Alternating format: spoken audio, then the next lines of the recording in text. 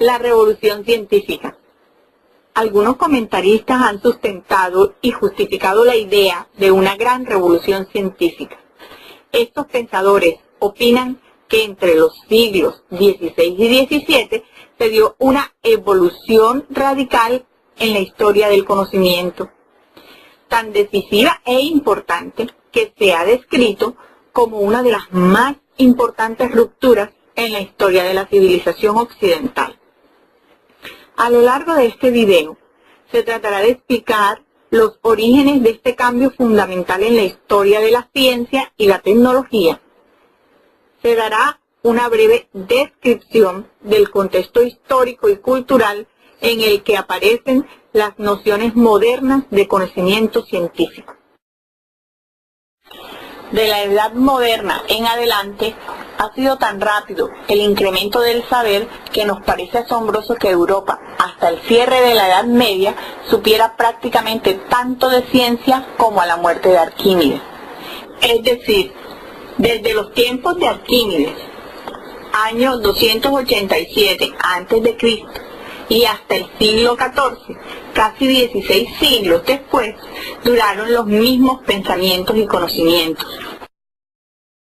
Esta idea proclama que durante el Renacimiento nació la ciencia moderna. El primer paso lo encontramos entre los siglos XIV y XVI, en los cuales se inicia una nueva tradición historiográfica europea con el humanismo italiano. Personajes como Petrarca, Boccaccio y Da Vinci, entre otros, se vieron a sí mismos como los instigadores de un renacer de las artes y las letras, después de un prolongado periodo de estancamiento que se había iniciado con el decaimiento de Roma y que se comenzaba a revitalizar con el humanismo italiano del siglo XIV. Esta idea deja muy mal establecida a la Edad Media, a la cual se le ha denominado, con cierta razón, la Edad Oscura, puesto que pareciera que durante esos miles de años el pensamiento se hubiese estancado. Se inicia entonces una forma de dividir en tres periodos la historia europea: Antigüedad, Edad Media y Modernidad. Esta división muestra la mentalidad renovadora que se vive en el momento, así como la visión despectiva que se le quiere dar a la Edad Media como la Edad Oscura. La ciencia antigua era una ciencia logoteórica, lo que quiere decir que estaba formada por el lenguaje, logos, y la visión intelectual o espiritual, teoría.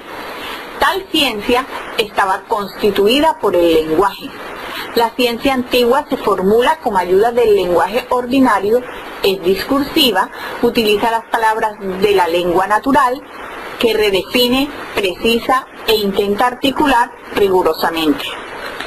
Es producto de la reflexión activa, es decir, la especulación, sobre la organización lingüística o simbólica de lo real.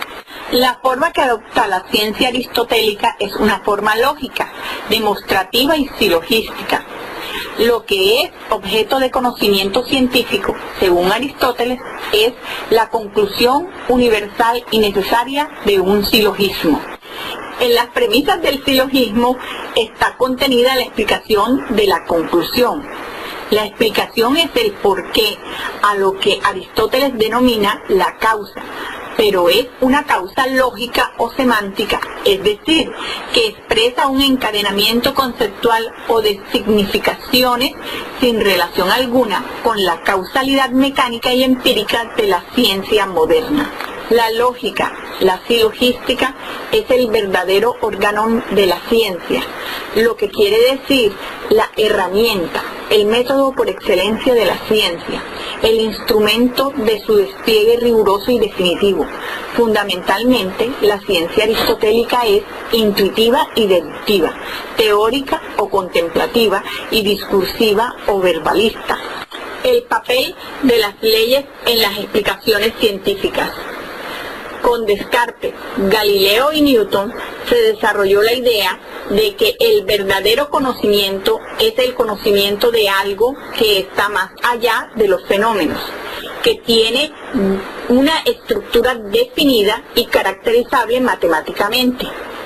Decir que la realidad tiene una estructura que no está constituida por sustancias y en particular identificar la realidad con una estructura matemática de los fenómenos nos permite formular la idea que sí podemos tener conocimiento cierto de esa estructura.